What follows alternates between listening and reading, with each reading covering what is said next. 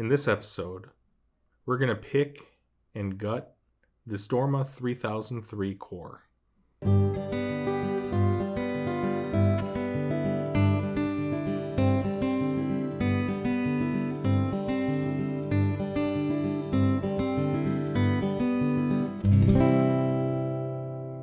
Hey folks, welcome to Pugs Picks Locks. If you're new here, feel free to click that subscribe button and ring the notification bell so that you'll always be notified when I release new content like this. And if you like the video, go ahead and give it a thumbs up, click that like button and then leave a question or a comment down below if you have one. I am more than happy to engage with you in the comment section, either to answer any questions you may have or to receive any feedback you may have. And I do want your feedback. I don't always get everything right. So if I got something wrong or if there's something I could do better, something I could do differently, please let me know. I want to be able to learn from all of you so that I can continue to grow my knowledge and grow my skills and provide you with better and better content. Okay. I'm going to start this video with something new, and from here on out, every video is going to start with a shout out. And the shout out is going to be for either an established Locksporter from whom I've learned something, or sometimes it'll be a new channel that is deserving of our attention and that we could go out and help them grow and develop as a member of the Locksport community. And today's shout out, our inaugural shout out, is one of those new channels. Theoretically Secure is a pretty new channel. I think it's about 2 months old, something like that. I've been following her for like 2 months or so. But anyhow, Thea, who runs the channel, is an incredibly talented lockpicker and decoder. She also tackles combination locks. And in addition to being talented at opening locks, she does a wonderful job of narration. As she's working through a lock, she does a great job of describing what she's feeling inside the lock. She does a great job of describing what she's doing inside the lock. So great learning tool, great young channel. And as of this morning, she had 64 subscribers, and she is deserving of far more than that. So let's go ahead and give her a hand. Let's go ahead and help her get to that, first 100 subscriber milestone and continue growing from there. Okay, let's dive into today's lock. Today's lock is this Dorma DC 3003. And I guess we're getting 2 shout outs in this video because Lady Locks is the one who sent me this core. Lady Locks, in addition, and a link to her channel will be in the description as well. Lady Locks, in addition to being an incredibly fabulous picker, is also an incredibly fabulously generous human being. She recently sent me a couple of locks, and this Dorma DC 3003 is one of them. So we're going to go ahead and we're going to try to pick this open, and then we're going to try to gut it. And show you what's on the inside. So here's the key. And you can see the bitting is a little bit challenging. It's not the worst that we've ever seen, though. And it is a functional core. So we have that. And we're going to be tackling this with my typical tools. So we have our Southord Pagoda hook, my favorite hook, my favorite pick. And this little Z-wrench made from a bicycle spoke. And this Z-wrench we're going to be using in the top of the keyway. And let's turn this so that it's more comfortable for me to attack. This is a 7-pin lock, and it has a combination of tapers and serrated pins. The serrated pins, and I'll be able to show them to you when we gut it. The serrated pins are the serrations are so deep and that they're pretty much like multi-spools, like a double spool or a triple spool. So pin 1 had a couple clicks out of it. So that was one of the serrated slash spools. Pin 2 had a couple clicks out of it. Same thing there. Pin 3 got 1 click and it feels set. Pin 4, a couple clicks just now. And another click. Pin 5 feels springy. Pin 6 got a couple clicks out of 6. Pin 7. So 6 and 7 are spools, or I mean are tapered pins. And one of the things with tapered pins is you have to, whether they're in tubular cylinders where you commonly find them or here, is that you have to touch them multiple times. You have to set them incrementally, just a little bit at a time. So you'll see me bouncing back and forth between 6 and 7 quite a bit because they're tapered, and perhaps 3 because it's also tapered. So 1, 2, and 3, I just started at the beginning, are all feeling set right now. I got another click or 2 out of pin 4. And then pin 5, I got a click out of. And then we're on 6. Feels set. Click out of 7. I'm going to up the tension a little bit. One of the things I've found with tapered pins is as you're bouncing back and forth between them, if you gently, gradually increase the tension as you're doing it, it sometimes helps get them set earlier. And I don't seem to be having luck there. So let's go back to the beginning. 1 feels set. 2 feels set. 3 gave me a little bit of movement. 4 feels set. 5 is a little suspect. 6, 7, 6, 7. I'm going to go back to 5. Little click out of 5, 6, 7. Might have overset 5. 1, 2, 3 all feel set. 4. A little click out of 4. 5. Oh, 6 is binding hard now. 7. 6, 7. 7, there's no movement from whatsoever. It feels set.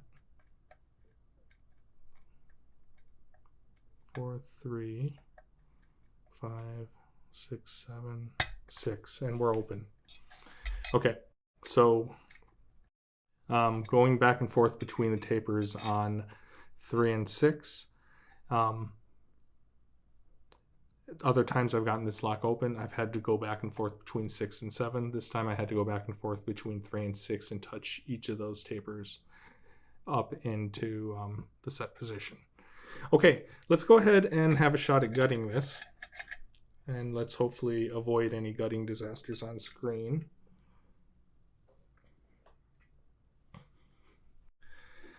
And so let's get our pinning tray. And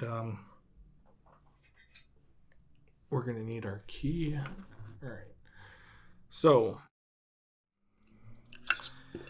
I'm going to go ahead and lock this back up. And then I'm going to pop the circlip.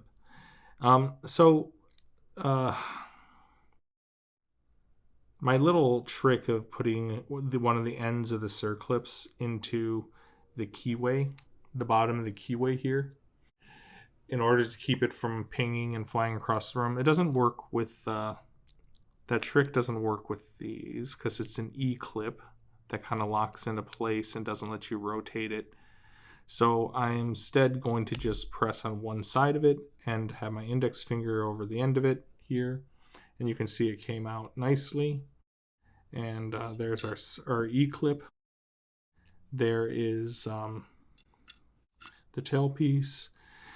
And I'm going to go ahead and shim this up. And the reason why I'm going to shim it up is because this gap where the circlip goes, that gap there is enough for a pin to drop down into as you're pushing the plug follower through. So I'm going to go ahead and shim this. Well, I'm going to take the key and I'm going to unlock it. I like to turn the key so that the key pins are facing up and the Bible is facing away from me.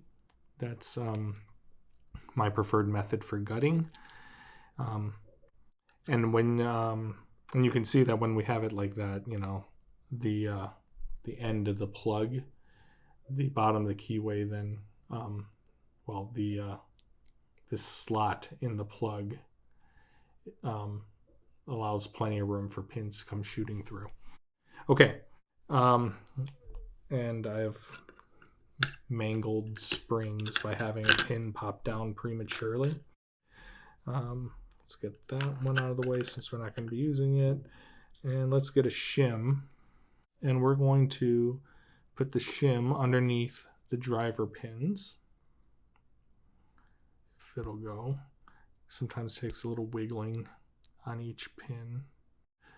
But we want the shim underneath the driver pins to hold them up in the Bible so we don't have any pins come flying down and springs getting mangled. Okay, so now I'm going to push that through like that, remove our shim, and now we have our plug, our cylinder, and the my thumb was over the key pins to prevent the key pins from just spilling out. Now I'm going to remove the key and we're going to drop the key pins out. So there's one. And I'm going to, of course, lift up the tray and give you a good look at everything. But this is a torpedo pin. And in this lock, the torpedoes are matched. The torpedo key pins are matched with the serrated / double, triple spool driver pins. And standard key pins, like this one, standard key pins are matched with the tapered pins.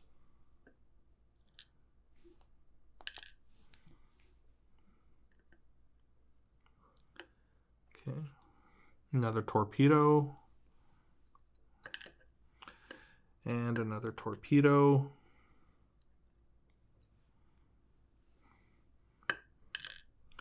and another standard, and we'll have one more standard here.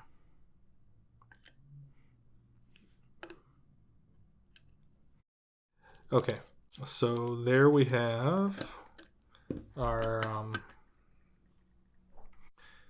there we have all of our key pins, and let me lift this up so that you can see the torpedoes and the standard pins. One of the things I find interesting is I'll talk about that in just a moment when we get our driver pins out of here. So I'm going to start with 7. I'm going to start with 7. And then we'll turn our plug follower around, turn our core around and go after. Okay. So this is one of our tapered pins. And let's get that spring out.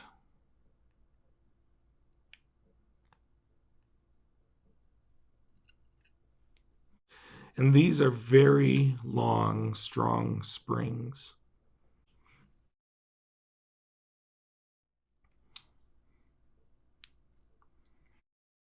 And 6 is another taper.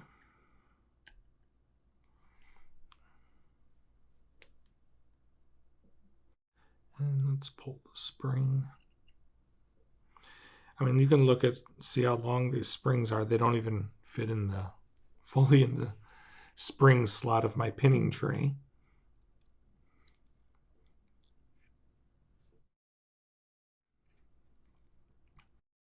And here we have one of, and I'll lift those up, one of the tapers / spools.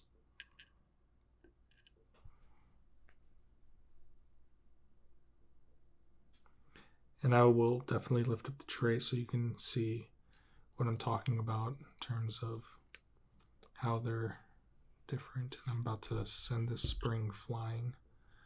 So I grabbed it wrong. So let me... Okay. And that was 5. Let's grab 4 from this end and then turn around and go 3, 2, 1.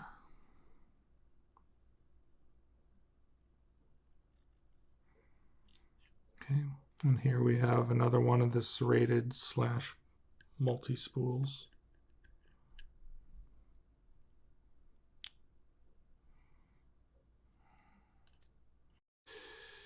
And I just popped 3 out by mistake, so I'm going to grab 3.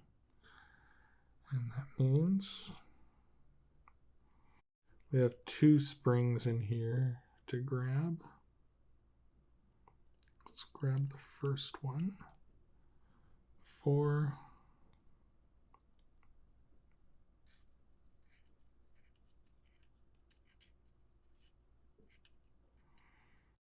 And 3. All right, let's turn it around and go after 2 and 1 from this side. And there's another one of the serrated / multi-spools.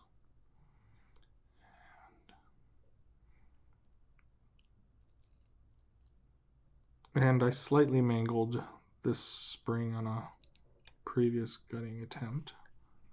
So let's make sure that I don't do the same.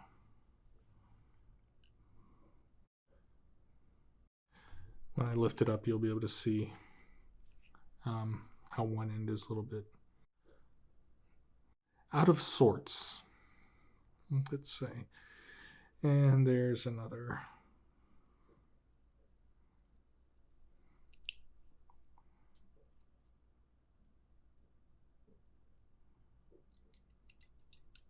Okay, there's that last spring. Okay, so here is our Dorma DC 3003, all gutted. And you can see on spring 1 how it's a little bit chewed up on one end. But what I find interesting is with these pins, and you can see with the tapered pins how the ends kind of taper inwards, and that's why you have to keep touching them. When you touch it and it sets, it might slide down the taper a little bit, and then you have to go touch another tapered pin to bind everything up, and then touch another tapered pin to bind everything up, and you have to keep doing that, as each time the pin might slide back down a little bit due to the taper. So you just have to keep touching them over and over and over again until you finally work the core open. See what I mean by how deep the cuts are in these serrated / multi-spool pins? They are very deep and wide cuts, which is why they behave more like spool pins than just straight serrated pins. I find it interesting that the shorter key pins are matched with longer driver pins, and the longer key pins are matched with shorter driver pins. I find that interesting. My theory on this, and somebody who might know better or more can chime in the comments. My theory on that is that they make the springs feel different. Longer driver pins make the springs compress more, and the more you compress a spring, the more pressure the spring exerts. That's my theory on why that is. But if somebody actually knows for certain, you can certainly chime in on that. And so there you have it. That's the Dorma DC 3003 picked and gutted. Hey folks, sorry for the cut. After I finished recording and I was reassembling the lock, I remembered that I forgot to explain the key pins. And thankfully I had not finished reassembling everything yet. So I still have the key pins out to show you. The thing about these torpedo pins that you see is that their shape, what makes them tricky and what makes them a nice security measure is that if you overset one of those pin stacks, what happens is this cut at the top of the key pin, it will hang up above the chamber hole in the plug. And when it catches on the lip of the chamber hole, it because normally with an overset, if you release a little bit of tension, the pin stack, the pin will drop back down into the keyway and you can have another go at setting it again. These torpedo pins and the way they hang up on the lip of the chamber hole on the plug makes that very difficult to do. It makes it very difficult for the key pin to drop back down into the plug when you overset it. So that is that's the function of having those torpedo pins as a security device within the plug. And in addition to that, let's see if I can actually get an angle where you can see it. There's counter milling within the chambers on the plug itself. And so that counter milling, that additional cutaway in the wall of the plug within the chambers, within the chamber holes, is another place for those torpedo pins to get hung up on. So if I angle it right and you can get the light just right, you can kind of see how the walls are not smooth. They have cuts in the wall of the chamber hole. So those cuts are another place where the tops of those torpedo pins can get hung up, and it can also give you, as you're trying to set the pin, it can give you another click, making you think that it's set when it's underset. It's a place for those torpedo pins to just catch. And so you'll either feel like you have an underset, or if you actually go ahead and overset the pin, it prevents the pin from dropping down into the keyway when you release a little bit of tension. So just a quick addendum at the end here to cover the information on the key pins and the counter milling within the plug. Hey folks, thanks for watching. If you liked the video, remember to drop a like and leave a comment or a question below.